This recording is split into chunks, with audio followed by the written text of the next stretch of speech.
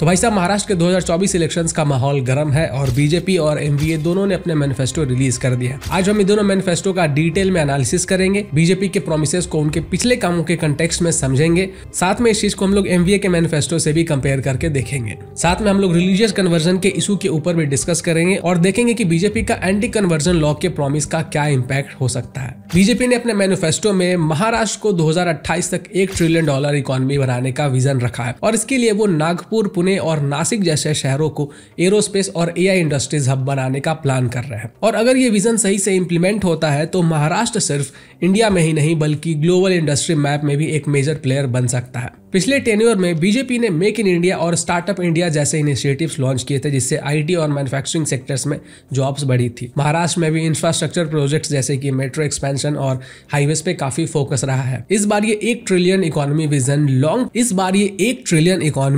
Long term growth को target करता है, जो महाराष्ट्र को एक डेवलप्ड स्टेट बनाने की तरफ ले जाएगा। लेकिन ये विजन तभी सक्सेसफुल हो सकता है जब इंफ्रास्ट्रक्चर प्रोजेक्ट्स टाइम पर कंप्लीट होंगे और इंडस्ट्री को इनिशिएटिव्स दिए जाएंगे। बीजेपी ने पिछले कुछ सालों में एफडीआई को अट्रैक्ट करने में सक्सेस दिखाई है, लेकिन इस बार एआई और एरोस्पेस जैसे हाईटेक इंडस्ट्रीज को डेवलप करना एक चैलेंजिंग टास्क हो सकता है। अगर हम बात करें विमेन एम्पावरमेंट की, तो बीजेपी ने लाडली बहनी योजना के जरिए महिलाओं को 2100 रुपए प्रति मंथ देने के वादे किए हैं, जो पहले 1500 था। इसके अलावा उन्होंने 50 लाख महिलाओं को लखपति दीदी बनाने का टारगेट रखा है 2027 तक, और ये फाइनेंशियल इंडिपेंडेंस के लिए एक स्ट्रॉन्ग स्टेप है। पिछले टेन्योर में बीजेपी ने मुद्रा योजना के थ्रू विमेन एंटरप्रेन्योर्स को प्रमोट किया था, उससे कई महिलाएं बिजनेस स्टार्ट कर पाई थी। ये नया प्लान उसी डायरेक्शन में एक स्टेप आगे जा रहा है और मुद्रा योजना के अंदर 20 लाख तक का लोन मिल सकता है बिना किसी कोलैटरल के। बूस्ट देने में मददगार साबित हुआ था। अगर ये स्कीम सही तरीके से इंप्लीमेंट होती है तो रूरल एरियाज में महिलाएं फाइनेंशियली इंडिपेंडेंट बनेंगी, लेकिन इंप्लीमेंटेशन की स्पीड और ट्रांसपेरेंसी इंश्योर करना जरूरी होगा ताकि बेनिफिट डायरेक्ट बेनिफिशियरी तक पहुंच सके। बीजेपी ने अगले 5 साल में 25 लाख जॉब क्रिएट करने का वादा किया है, जिसमें स्किल सेंसस भी होगा ताकि इंडस्ट्रीज की जरूरत और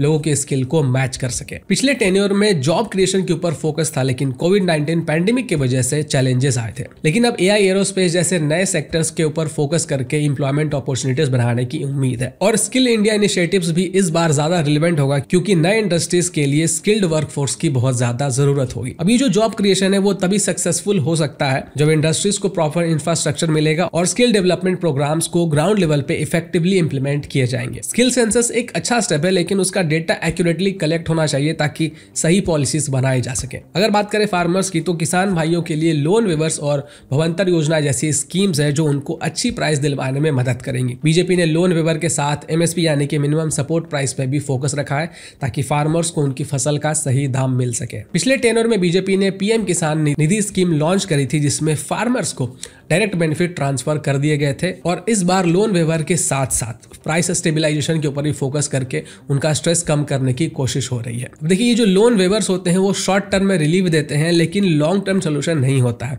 भवंतर योजना अगर सही तरीके से इंप्लीमेंट होती है तो फार्मर्स को मार्केट फ्लक्चुएशन से बचाया जा सकता है। अब बीजेपी ने अपने मैनिफेस्टो में रिलीजियस कन्वर्जन के ऊपर स्ट्रिक्ट एक्शन लेने का वादा किया है।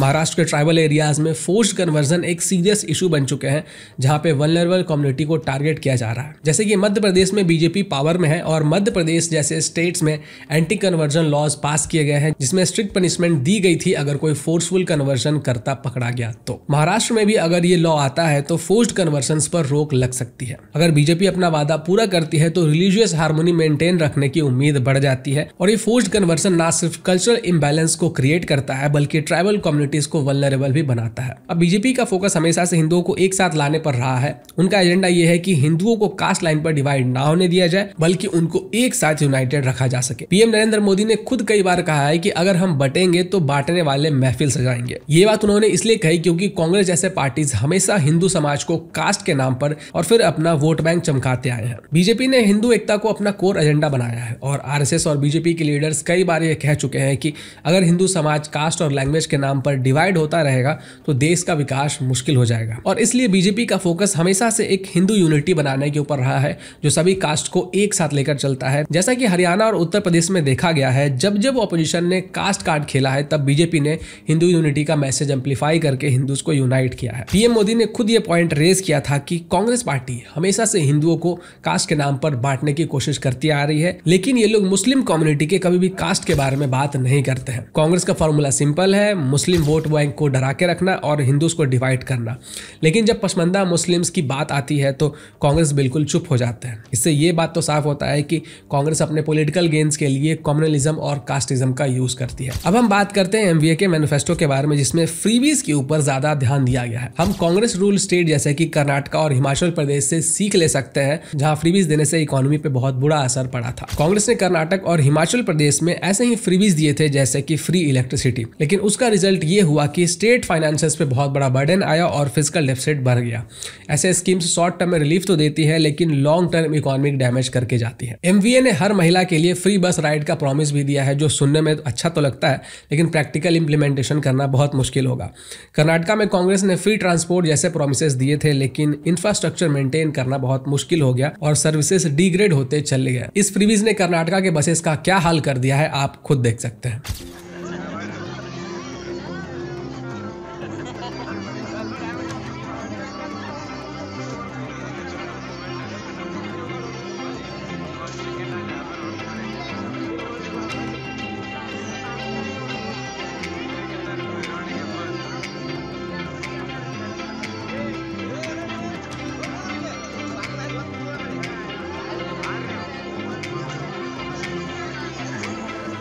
कांग्रेस का पूरा पॉलिटिकल फॉर्मूला ही कास्ट बेस्ड पॉलिटिक्स पर टिका हुआ है। उनका एम ये होता है कि जैसे ही इलेक्शंस आते हैं वो हिंदुओं को कास्ट में डिवाइड करके अपना वोट बैंक मजबूत करने लगते हैं। राहुल गांधी बार बार कास्ट सेंसस की बात करते हैं जैसे कि ये देश का सबसे बड़ा इशू हो, लेकिन जब उनसे खुद उनकी कास्ट पूछी जाती है तो वो चुप हो जाते हैं या फिर गुस्सा हो जाते हैं। ये हिपोक्रेसी क्लियरली दिखाता है कि उनका एजेंडा सिर्फ पॉलिटिकल अपॉर्चुनिटी के ऊपर बेस्ड है। राहुल गांधी ने कर्नाटका और हिमाचल प्रदेश जैसे स्टेट्स में भी कास्ट सेंसस का वादा दिया था, लेकिन जब कांग्रेस वहां पर पावर में थी तब उन्होंने कभी इसे इंप्लीमेंट नहीं किया। 2010 में जब यूपीए पावर में थी तब भी प्रणब मुखर्जी के ग्रुप ऑफ मिनिस्टर्स ने कास्ट सेंसस को इम्प्रैक्टिकल कह के रिजेक्ट कर दिया था। लेकिन अब जब इलेक्शन टाइम आता है तो Rahul Gandhi suddenly caste census को प्रमोट करने लग जाते हैं। कर्नाटका में सिद्धरमैया के कांग्रेस गवर्नमेंट ने 2015 में कास्ट सेंसस कंडक्ट करवाया था, लेकिन उसके रिजल्ट्स कभी पब्लिश ही नहीं किए क्योंकि डेटा फ्लॉड था और कांग्रेस ने जानबूझकर उसे दबा दिया, क्योंकि उन्हें पता था कि ये उनके पॉलिटिकल नैरेटिव के अगेंस्ट चला जाएगा। तो ये दिखाता है कि कांग्रेस सिर्फ इलेक्शन के टाइम पर कास्ट पॉलिटिक्स खेलती है, लेकिन जब रियल एक्शन लेने का टाइम आता है तो वो चुप हो जाते हैं। 2011 में कांग्रेस ने social economic caste census conduct करवाया था, जिसमें 4000 करोड़ खर्च हुए थे, लेकिन डेटा इतना फ्लॉड था कि उसके रिजल्ट्स कभी पब्लिश नहीं हुए। अगर फिर से ऐसे ही फ्लॉड डेटा कलेक्ट होते हैं तो सिर्फ पैसों का वेस्ट होगा और कोई कॉन्क्रीट रिजल्ट नहीं निकलेगा। तो अब बात करते हैं कंक्लूजन के ऊपर। बीजेपी का मैनिफेस्टो लॉन्ग टर्म ग्रोथ और स्टेबिलिटी के ऊपर फोकस करता हुआ दिखता है, चाहे वो 1 ट्रिलियन इकोनॉमी हो या जॉब क्रिएशन हो या फिर विमेन एम्पावरमेंट स्कीम्स हो। वहीं पे एमवीए के जो मैनिफेस्टो है वो थोड़ा ज्यादा फ्रीबीज ओरिएंटेड लगता है, जो लॉन्ग टर्म फाइनेंशियल डैमेज कर सकता है। और इसका एग्जाम्पल ऑलरेडी हमने कर्नाटका और हिमाचल प्रदेश जैसे स्टेट्स में देखा हुआ है। वैसे आप लोगों को क्या लगता है, किसका मैनिफेस्टो ज्यादा बेटर है? कमेंट करके जरूर बताइएगा। नमस्कार।